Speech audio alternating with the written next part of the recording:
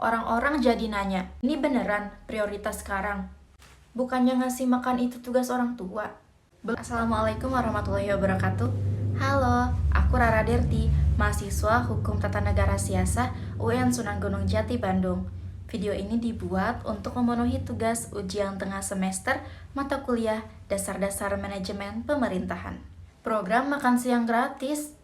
Idenya sih bagus. Program semua anak sekolahan bisa dapat makanan bergizi tanpa harus keluarin biaya. Tapi tahu nggak, program ini tuh menuai banyak pro dan kontra.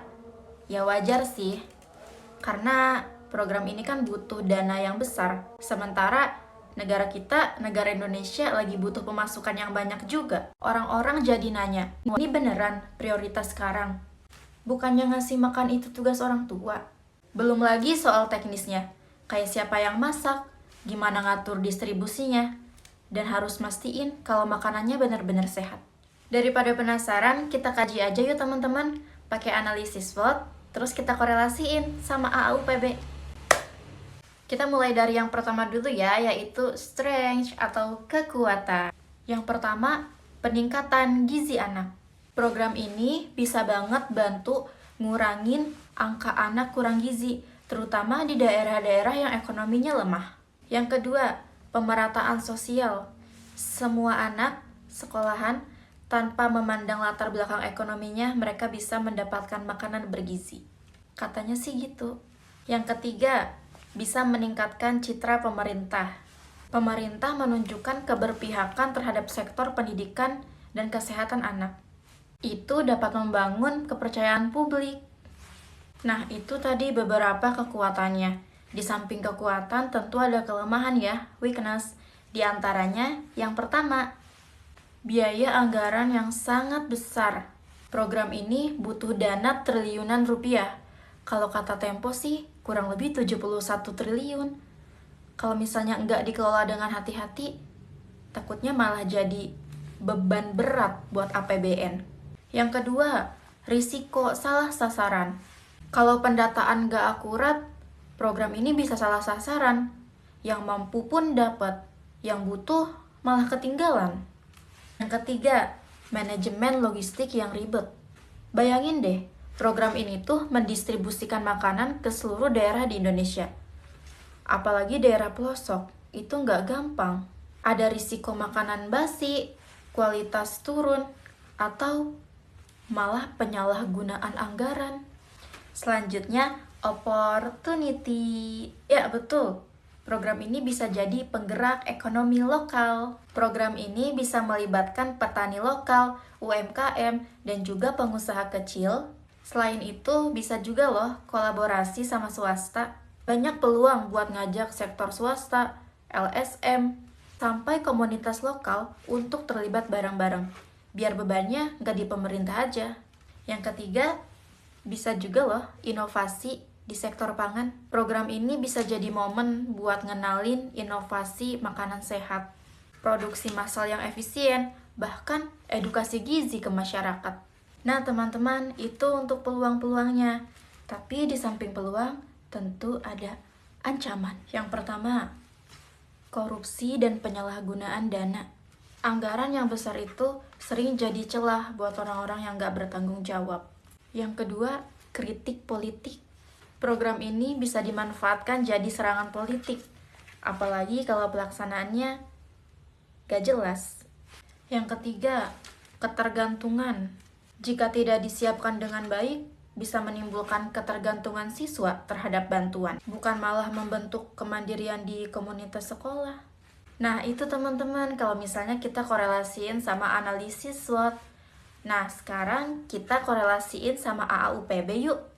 Yang pertama, asas kepastian hukum. Program ini tuh harus dibuat dengan dasar hukum yang jelas, supaya pelaksanaannya tuh nggak asal jalan. Mulai dari aturan teknis sampai mekanisme pengawasan, itu harus jelas. Biar semua pihak itu tahu hak dan kewajibannya. Yang kedua, asas keterbukaan atau transparansi. Karena anggarannya itu super besar ya, jadi asas keterbukaan ini wajib banget buat diterapin. Rakyat itu harus tahu dana dipakai buat apa, terus siapa yang mengelola, Dan bagaimana hasil akhirnya? Ini bisa dijadikan tameng supaya program ini enggak dijadiin alat buat korupsi. Yang ketiga, asas akuntabilitas.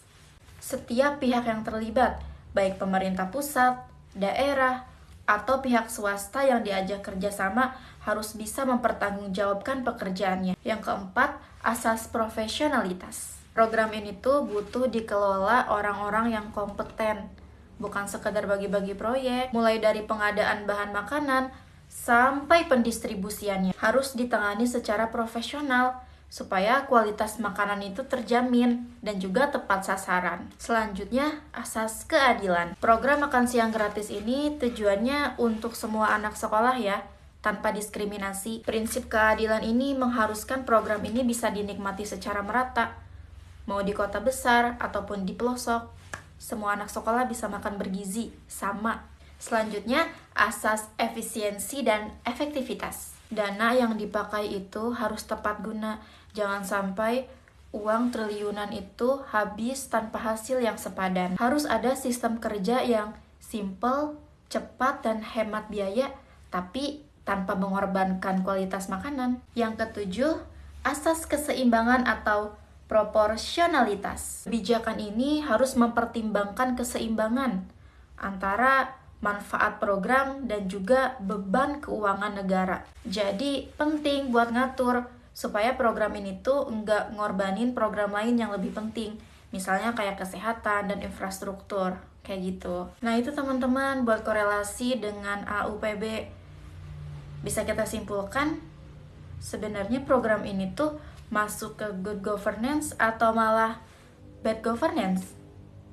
Sebenarnya program ini kan belum terlaksana 100% gak sih? Tapi kalau misalnya dilihat dari tujuannya sih masuknya ke good governance. Karena tujuan program berpihak pada kepentingan rakyat kecil, seperti akses gizi dan juga pendidikan. Selanjutnya, ada upaya juga untuk membangun partisipasi dari masyarakat, seperti UMKM dan juga petani lokal. Tapi, program ini juga masih bisa tergelincir ke bad governance. Kalau misalnya pengawasannya tidak ketat, tidak ada transparansi data penggunaan anggaran, dan juga tidak ada partisipasi aktif dari masyarakat untuk mengawasi jalannya program ini. Kesimpulannya, good governance ini bisa kok benar-benar tercapai kalau misalnya implementasinya diawasi dan juga transparan.